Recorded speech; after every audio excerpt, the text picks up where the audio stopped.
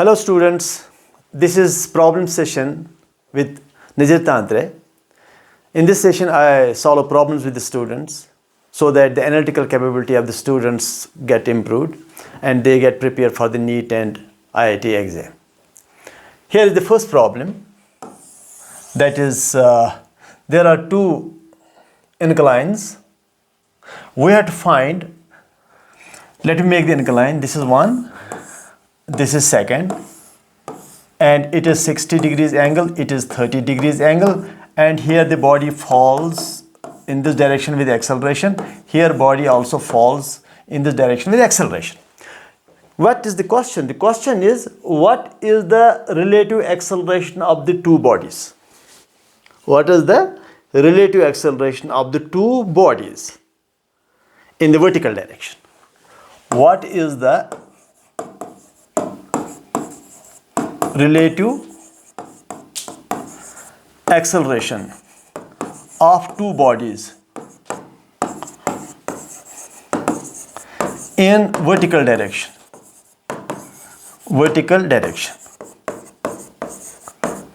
Let that direction be okay, downward direction. Y ले लो या minus y ले लो, कोई फर्क नहीं पड़ता है. ओके, J डायरेक्शन, इन J डायरेक्शन. आप इसको J भी ले सकते हो, माइनस J भी ले सकते हो. गलती यहां कर सकते हैं आप कहेंगे ये तो G है, यहां ये भी G है वर्टिकली डाउन, और G माइनस G 0 लिखोगे आंसर, वो गलत होगा. आपको क्या करना है मैं आपको बताना चाहूंगा. एक्चुअल एक्सेलरेशन ये है, और कंपोनेंट्स हमेशा एक्चुअल एक्सेलरेशन, रियल एक्सेलरेशन का लिया जाता है. आप ये नहीं कह सकते यहां से G है, G तो एक्सेलरेशन तो यहां अब इंक्लाइन पर हो रहा है, तो यहां एक्सेलरेशन इंक्लाइन पर होता है G साइन 60 और यहां होता है G साइन 30. अब इस G साइन 60 का ये वाला कंपोनेंट जो है, दैट इज इट इज 60 और ये 30 है. यहां अगर ये 60 है तो ये 30 है, तो वहां जो कंपोनेंट होगा, दैट कंपोनेंट इज एक्सेलरेशन का जो ये कंपोनेंट है, ये वाला ए वाई या a y is equal to, that is G sine theta, G sine 60 cos 30. इस G साइन 60 का cos कंपोनेंट यहां से into J direction.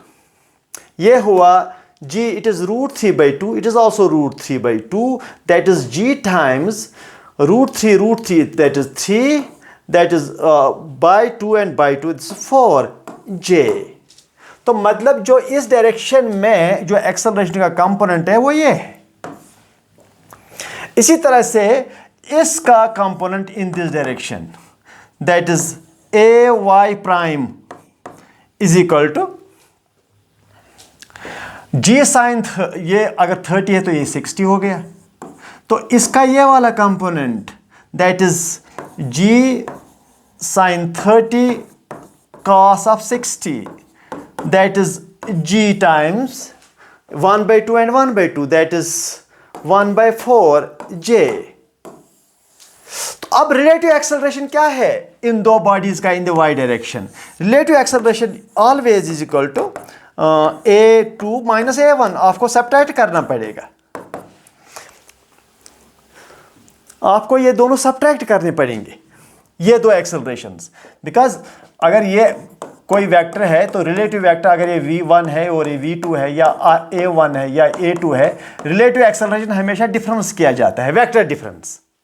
Vector difference में ये सब्ट्रैक्ट हो जाएगा, लेकिन अगर दो वेक्टर अपोजिट है तो वो वेक्टर डिफरेंस में ऐड हो जाते.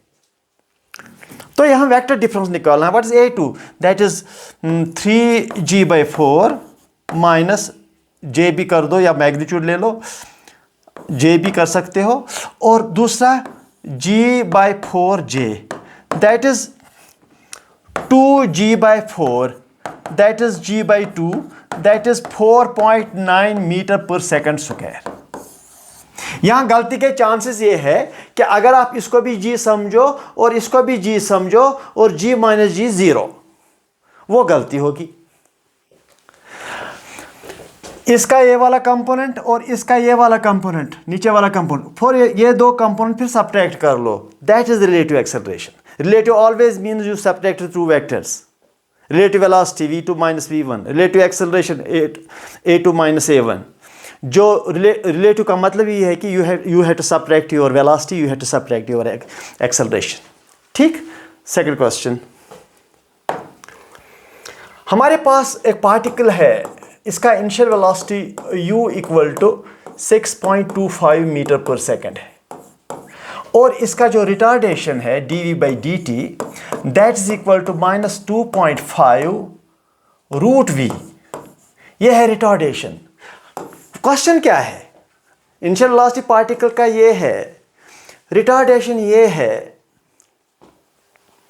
तो क्वेश्चन क्या बनाएंगे? फाइंड द टाइम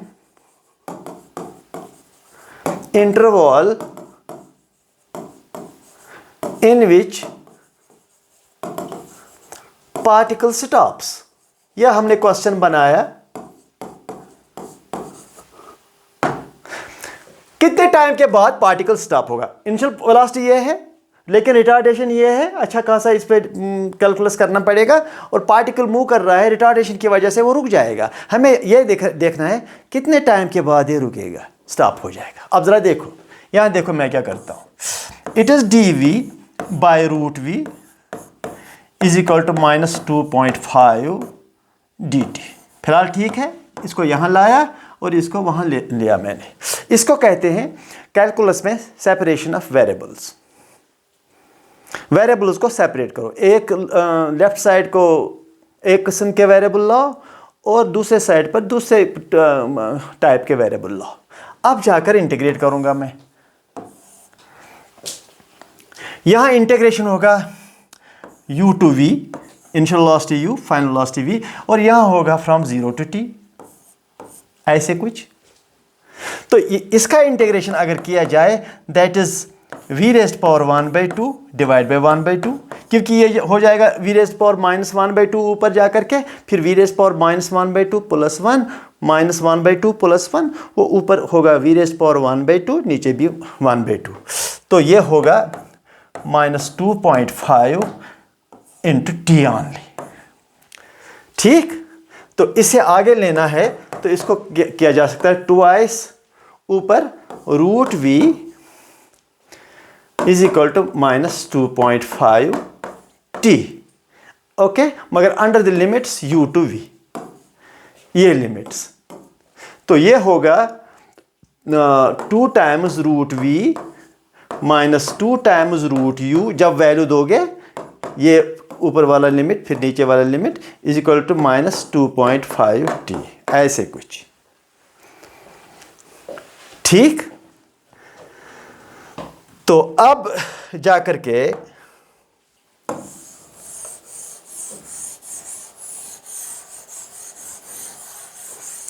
अच्छा, अब मुझे टाइम निकालना है when the particle stops, find time when the particle stops। Particle stop होने का मतलब ये v 0 हो गया, इनिशियल वेलोसिटी तो है, तो v 0 हो गया। तो अब मैं लिखूंगा 0 -2 root u is equal to -2.5 t।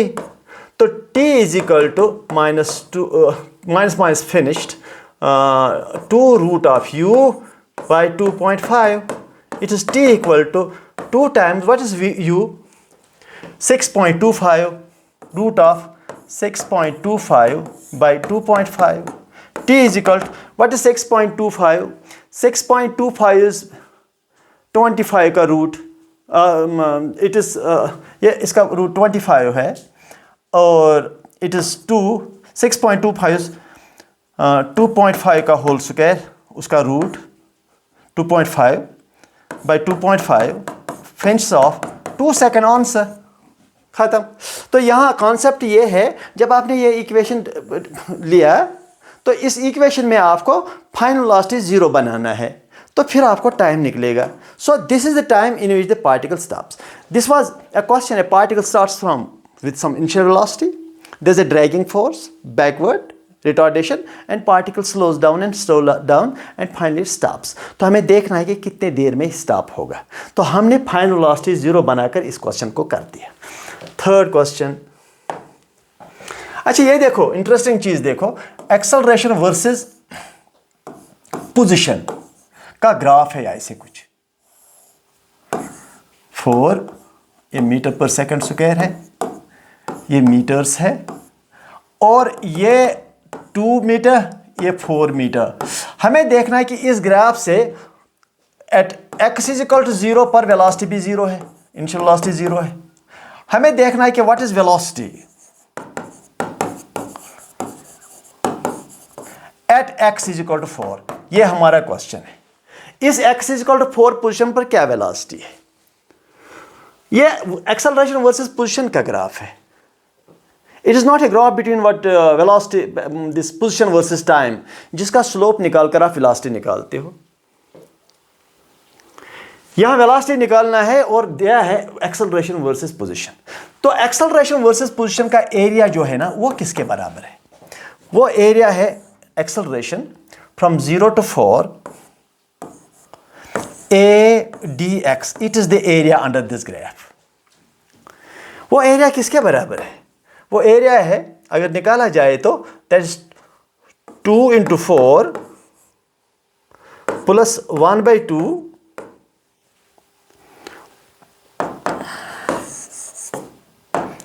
That is 2 into 4 ये वाला area plus 1/2 base into height again that is 4। तो ये 12 हो जाएगा इसका area.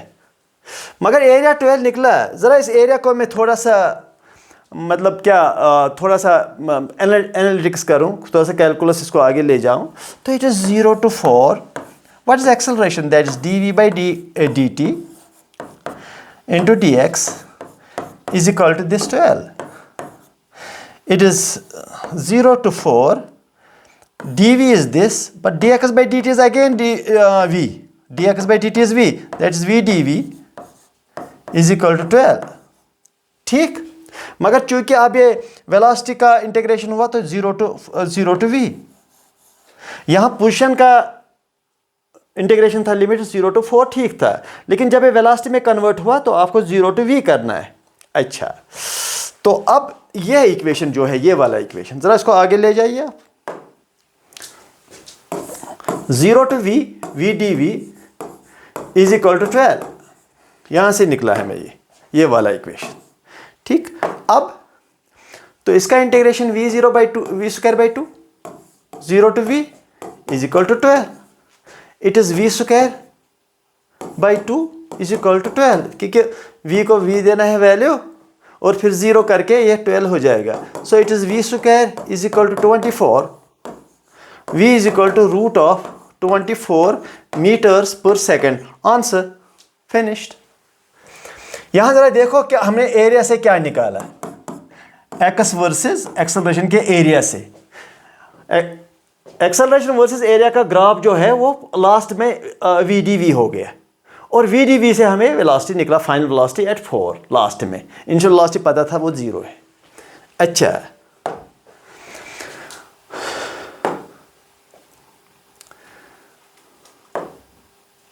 Question number 5, ft is equal to ma0 e raised to power minus bt। it is an equation, force का equation है। force as a function of time and this force acts on an object and this force is exponential force। देख लो अच्छी तरह से। Question क्या है कि at x is equal to 0 you have velocity is equal to 0 at t is equal to 0। Position 0 पर velocity 0 है, initially time भी 0 है। हमें निकालना है what is x as a function of time. हमें पार्टिकल का पोजीशन निकालना है। Obviously that particle position should change with time. Why should it change with time? Because there is force. Force की वजह से एक्सेलरेशन हो जाता है, और एक्सेलरेशन की वजह से वेलोसिटी चेंज हो जाता है, और वेलोसिटी चेंज होने की वजह से पोजीशन जो है वो चेंज हो जाता है। In fact change in position is velocity. और अगर वेलोसिटी भी चेंज होता है तो पोजीशन तो चेंज होता ही रहेगा। This is our question, where to find position as a function of time. जरा देखिए इस फोर्स का क्या मैं करूंगा, देखो या देखो आप स्टेप बाय स्टेप देखो। M a mass into acceleration is equal to m a zero e raise power minus b into t. पहला तो यही है, एक एम खत्म हो गया। अब ये जो ए है it is equal to a zero e raise power minus b t हो गया। अब ये ए जो है that is d v by d t is equal to a zero e raise power minus b t. फिलहाल ठीक चल रहा है। चलो दूसरा, now d v equal to a zero e raise power minus b t into d t. ये देखो ये d t D we D t multiply होगा यहाँ पर, तो वही मैंने किया। अब मैं इंटीग्रेट करूँगा फ्रॉम जीरो टू वी, क्योंकि इनिशियल वेलोसिटी जीरो। यहाँ इंटीग्रेट करूँगा from zero to t, a zero constant है, इसको इंटीग्रेशन से बाहर ही रखो। तो ये हो गया वी इज इक्वल टू, ये हो गया ए जीरो, इसका इंटीग्रेशन होता है e raise power minus b t divide by minus b under the limits zero to t, ऐसे कुछ। अब जा करके ये माइनस बी बाहर निकालूंगा, that is a zero by B.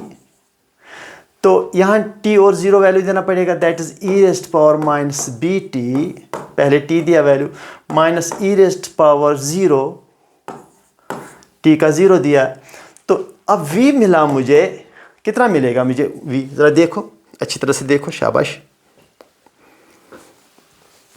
ये v मिलेगा मुझे, अगर इस माइनस को अंदर ले जाऊंगा मैं, चलो अंदर नहीं लेते हैं, minus a zero by b e raise power minus b t, minus two minus plus a zero by b, क्योंकि e raise power zero is one. हमें वेलोसिटी का इक्वेशन मिला, उसमें कोई शक नहीं है। और ये वेलोसिटी अब d x by d t के बराबर लिखो आप, is equal to minus a zero by b e raise power minus b t plus a zero by b. ठीक, ये देखो d x by d t is minus a zero by b e raise power minus b t plus a zero by b. This is the equation. अच्छा, अब जरा देखो मैं क्या करता हूं, अब dx निकालने की बात आएगी ना, अब dx निकालने की बात आएगी। dx इज इक्वल टू, शाबाश, minus a zero by b minus a zero by b e raised power minus b t d t. ये वाला डी टी मल्टीप्लाई किया इसको, plus a zero by b d t, ऐसे ये वाला, इस ए zero by B को ये डी टी मल्टीप्लाई किया और इसको भी ये डी टी मल्टीप्लाई किया, डी एक्स मुझे मिला। अच्छा, अब इंटीग्रेट करो फिर से, यहाँ ऐसे और यहाँ ऐसे। कॉन्स्टेंट्स में पहले ही बाहर रखता हूँ। अगर कॉन्स्टेंट्स बाहर नहीं रखोगे आप तो समझो आपका और एक स्टेप बढ़ गया है। दूसरे स्टेप में आपको कॉन्स्टेंट्स को बाहर लाना पड़ेगा। So I want to reduce the space, I want to reduce the time and mathematics, that's why I do this. It is 0 to t, it is again 0 to t। तो यहां देखो position मिला कि नहीं, यहां तो 0 to x है ना, इनिशियल पोजीशन था ना 0।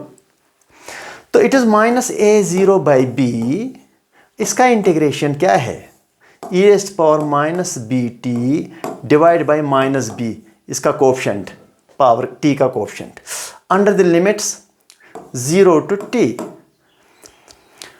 Plus a zero by b only t under limit 0 to t।